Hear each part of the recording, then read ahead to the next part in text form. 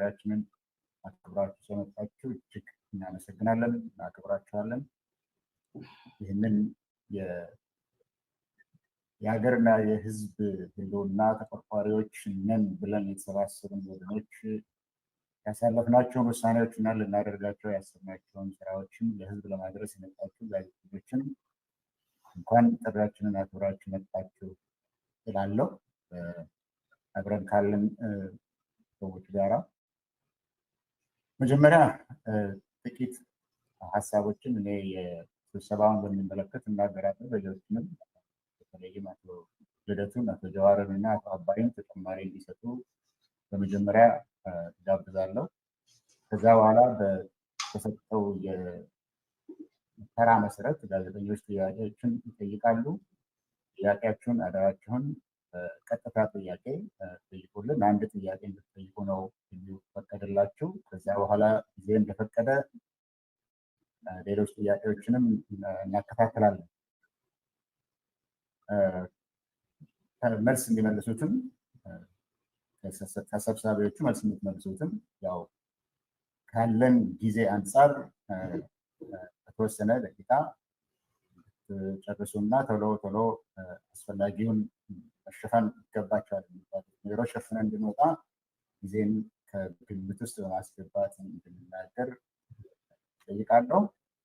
አሁን ይሄ ባለፈው በነሐሴ 17 በ2017 በኢትዮጵያ አቆጣጠር በሀገራችን እና በሕዝባችን ላይ የተጋረጠ ወቅቱ የህልውና አደጋ አብዝቶ ስላሳሰበን የተሰባሰብን በግል ተነሳሽነት በራሳችን ተነሳሽነት የተሰባሰብን ከአገሪቱ የተለያዩ ክፍሎች የመጣን በፖለቲካ ውስጥ ብዙ የተለያየ ደረጃ ያለው ተሳትፎ ያለን ሰዎች እንዲሁም በኢትዮጵያ ጊዜያዊ ሁኔታ ይሁን በርዕዮተ ዓለም አመለካከት የተለያየ አስተሳሰብ ያለን ሰዎች የተሰባሰብነው። ይሄ በሌሎች ቦታዎች ስብሰባዎች እንደሚካሄዱ እናውቃለን። በኢትዮጵያ ውስጥም ብዙ ስብሰባዎች በበየነ መረብም በአካልም ብዙ ስብሰባዎች እየተካሄዱ ነው ያሉት። ዋናው ነገር በሀገራችን ውስጥ ያለው ሁኔታ እጅግ አሳሳቢ ስለሆነ አደገኛ ሁኔታ ላይ ስላለ ጦርነት የሚያቆም የመሰለ ስላልሄደ እና በዛ ሳቢያ ደግሞ የሀገሪቱ የፖለቲካ የኢኮኖሚ የርዕዮተ ዓለም ቀውስ በአጠቃላይ ሀገሪቷ በመፈራረስ አደጋ ላይ እየደረሰች መሆኑን የኢትዮጵያ ሕዝብ ሁሉ በየቦታው ስለተገነዘበ ይገናኛል። እኛም ከነዚህ ውስጥ አንዱ ማለት ነው። ከተገናኘን በኋላ በተለያዩ ጉዳዮች ላይ ተወያይተናል። እነዚህ ጉዳዮችን በመግለጫ አውጥተናል። እነዚህም በአጠቃላይ ምን እንደሆኑ ትንሽ ሀሳብ ለመስጠት ሞክራለሁ። ሌሎችም ይጨምሩበታል። ዋናው ነገር አደጋ በኢትዮጵያ ላይ እያንዣበበ ነው። ሰላም የለም፣ ጦርነት አልቆምም፣ አገዛዝም በኢትዮጵያ ላይ የሚያደርሰው አደጋ እንዲሁ እነዚህን አደጋዎች እየተባባሱ እንዲሄዱ እያደረገ ስለሆነ በእነዚህ ሁኔታ ላይ የተቀናጀ ትግል ማድረግ አስፈላጊ መሆኑን ስለተማመንን ነው የተገናኘ ነው። በዚህ ላይም ከንግግራችን ውይይታችን ተስማምተናል። ይህንን ውይይታችንን በተግባርም ለማሳየት አንዳንድ ሀሳቦችን ከነጋገርን በኋላ ውሳኔዎችን አሳልፈናል። አንደኛው የኢትዮጵያን ወቅታዊ ሁኔታ በሚመለከት ከአሁን ቀደም በኢትዮጵያ ውስጥ የነበሩ ስርዓቶች አንድን ማህበረሰብ ወይም አካባቢን የማይወክሉ በአሁኑ ሰዓት በስልጣን ላይ ያለው አገዛዝም ማንኛውንም የኢትዮጵያን ማህበረሰብ የማይወክል ነገር ግን የጠቅላይ ሚኒስትር አብይ አህመድ እና የጥቂት የስልጣን እና የጥቅም ተጋሪዎች አገዛዝ መሆናቸው ተስማምተናል። ይህም አሁን ስልጣን ላይ ያለው አገዛዝ ከማንኛውም ከዚህ በፊት ከነበሩት ስርዓቶች የበለጠ እጅግ በከፋ ሁኔታ በጦረኝነት እና በከፋፋይነት ታይቶ በማይታወቅ መንገድ ሀገሪቱን እየከፋፈለ በህዝባችንና በሀገራችን ላይ ከፍተኛ የህልውና አደጋ የደቀነ መሆኑንም ተግባብተናል። ስለዚህም በተባበረ ክንድ በተባበረ ትግል ካልተወገደ በኢትዮጵያ ውስጥ የእርስ በርስ ጦርነት የማያቆምና እልቂት እንደሚበዛ ሀገር ልትፈርስ እንደሚችል ተግባብተናል። ሌላው በኢትዮጵያ ውስጥ ለግጭትን ምክንያት የሚሆኑት ልዩነቶች አሉ።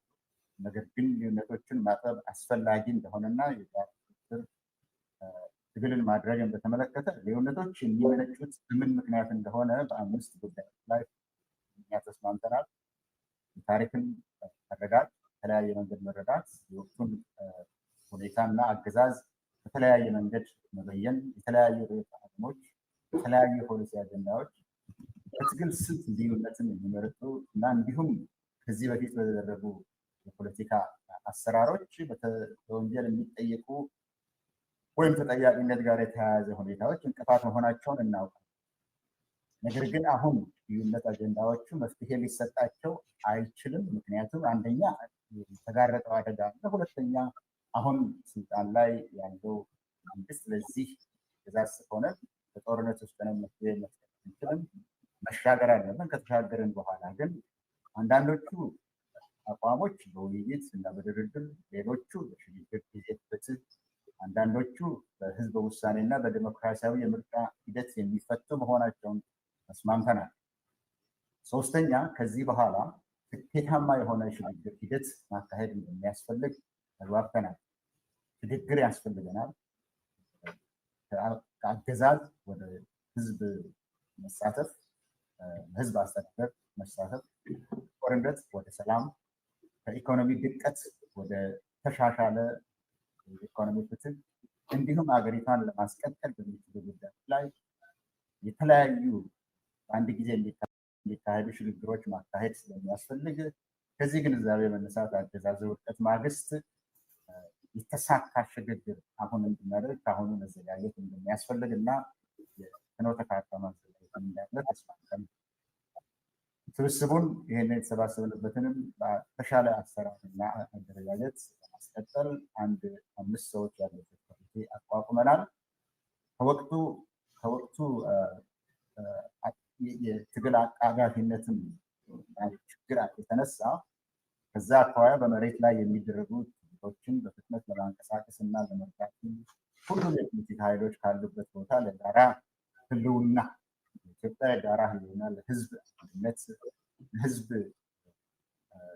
ከጦርነት ማገገም ትኩረት በመስጠት እንዲንቀሳቀሱ በመካከላቸው ያሉነትን ለጊዜው ወደ ጎን ትተው በህብረት እንዲንቀሳቀሱ ጥሪ ያቀርበናል። የኢትዮጵያ ህዝብ ጉዳዩ ባለቤት ስለ ዋና ተጠያቂ ስለሆነ ለራሱ ለህልውናው እና ለመድህኑ የሚሆነውን ትብብር በሁለንተናዊ መንገድ ድጋፍ እንዲሰጥ ጥሪ ያቀርበናል። ለማቀፉ ህብረተሰብም ይህንን በወንጀል የተዘፈቀ ህዝባዊ ጦርነቱ የተሟጠጠ መንግስትን መደገፍን ትቶ ከህዝብ ጋር እንዲቆም እንዲሁም የሀገሪቱ የጸጥታና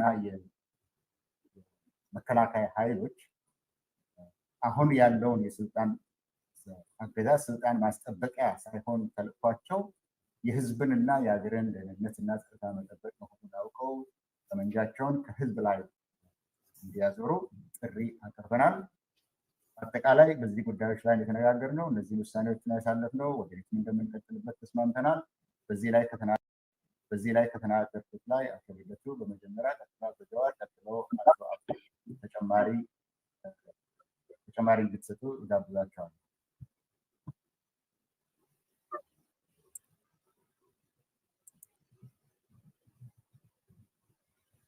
አቶ ልደቱ ተጨማሪ እንድትሰጥ። ጀዋር ቀጥሎ አቶ አባይ። እሺ፣ በጣም ነው የምናመሰግነው። አመሰግናለሁ ፕሮፌሰር። ለዚህ ጉዳይ ትኩረት ሰጥታችሁ በሰዓታችሁ የተገኛችሁ የሚዲያ ሰዎች በጣም ከልብ ነው በእውነት የምናመሰግነው። ትብብራችሁ ጊዜ ተለይቶና አያውቅምና ለዛ በጣም ትልቅ አክብሮት እና አድናቆት ነው ያለን። ምስጋናችንንም በዚህ አጋጣሚ እናቀርባለን። አሁን በእናንተው ትብብር ይሄ ዝግጅት በቀጥታ ለህዝብ እየተላለፈ ነው እና ይሄን ዝግጅትም ደግሞ በቀጥታ የሚከታተለውንም ደግሞ ህዝብ በሀገር ውስጥም በውጭም ያለውን ጊዜያችሁን ወስዳችሁ ይሄ ትልቅ ሀገራዊ ጉዳይ መሆኑን አምናችሁ በመከታተላችሁ ከልብ ነው በእውነት የምናመሰግነው። አጠቃላይ ሰሞኑን ያደረግናቸውን መግባባቶች በተመለከተ ፕሮፌሰር በደንብ ሂዶበታል።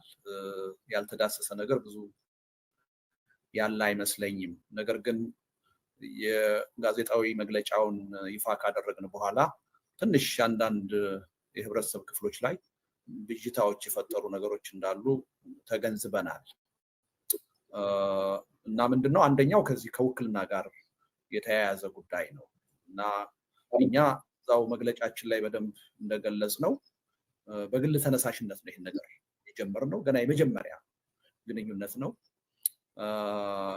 በግል ነው የጀመርነው ስንል ግን ሰዎቹ እንዲሁ ዝም ብለን በአጋጣሚ የተገናኘን ግለሰቦች ነን ለማለት አይደለም።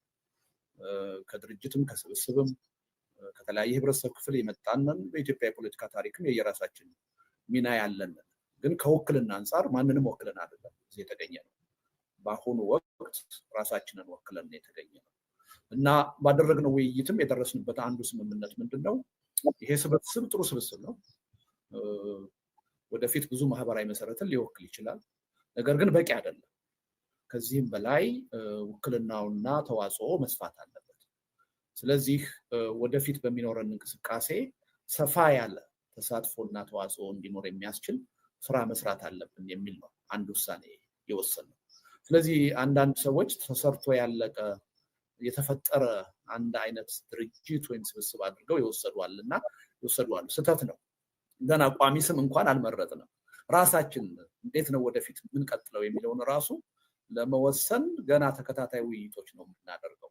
ያን ፋሲሊቴት የሚያደርግ አንድ 5 አባላት ያሉት ጊዜያዊ ኮሚቴ አቋቁም።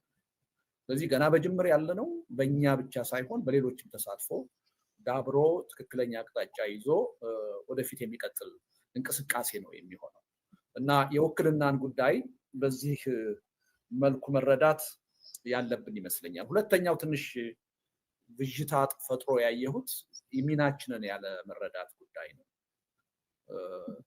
የኛ ሚና አሁን የኢትዮጵያ ሕዝብ መከራ ላይ ነው ብለን እናምናለን። ከፍተኛ የሆነ የህልውና ፈተና ውስጥ ነው፣ አደጋ ውስጥ ነው ብለን እናምናለን። ስለዚህ ትግል እየተካሄደ ነው። ወደፊትም የበለጠ ተጠናክሮ መካሄድ አለበት።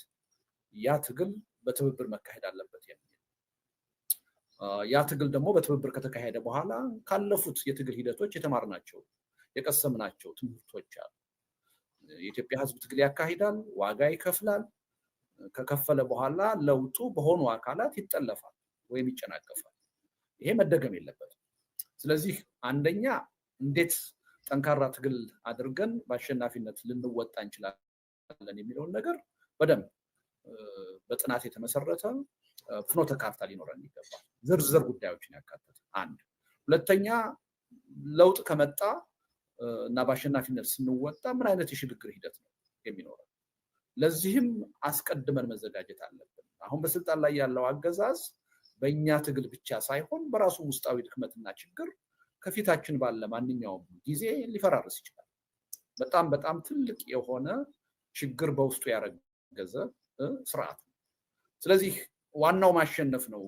የሽግግሩን ጉዳይ ኋላ እንደርስበታለን ብለን እጃችን አጣጥፈን ቁጭ ልንላቸው። ስለዚህ የሽግግርን ጉዳይ ከወዲሁ እየተነጋገርን ምን አይነት የሽግግር ነው የሚኖረው የሚለውን ነገር አንድ ፍኖተ ካርታ ያስፈልገናል የሚል መተማመን ላይ ደርሰናል። ከዚህ ውጪ ምናልባት አንደኛ ይሄ የብሔራዊ እርቅ መድረክ አይደለም። የወንጀል የጥፋት ተጠያቂነትን እኛ የመማር ወይም ደግሞ የተጠያቂነትን ጉዳይ የማካሄድ ማንዴት የለም። ይሄ ጉዳይ ደግሞ አንድ ትልቅ እንቅፋት እንደሆነ ለመሰባሰብ ተረድተናል።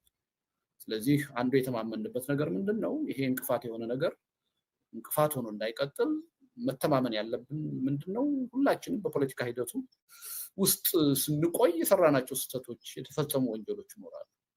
ስለዚህ ይሄ ተጠያቂነት መኖር አለበት። ያ ተጠያቂነት ግን አሁን ሊካሄድ አይችልም። አሁን አገዛዝ ነው ያለው፣ ህዝቡ እልቂት ውስጥ ነው ያለው፣ አገሪቱ በመኖርና ባለመኖር አፋፍ ላይ ነው ያለችው። በዚህ ወቅት ተጠያቂነት ሊመጣ አይችልም። ስለዚህ አሸንፈን አንድ ሁሉን አቀፍ የሆነ የሽግግር ሂደት በሚመጣበት ጊዜ የሽግግር ፍትህ መኖር አለበት። ያኔ እንደየጥፋታችን እንደየወንጀላችን ተጠያቂ የመሆንን አስፈላጊነት ከወዲሁ መተማመን አለበት የሚል ነው። በዚህ ደረጃ ተማምነናል። ስለዚህ አንዳንድ ጊዜ የመታረቅ መድረክ አድርገው የወሰዱ ሰዎች አሉ። እሱ አይደለም። እሱ በሽግግር ሂደት ጊዜ የሚደረግ ነው፣ የኛ ዓላማ አይደለም እና እዚህ ላይ አንዳችን ለሌላችን የተለያየ ስሜት ሊኖረን ይችላል። አንዳችን ሌላችንን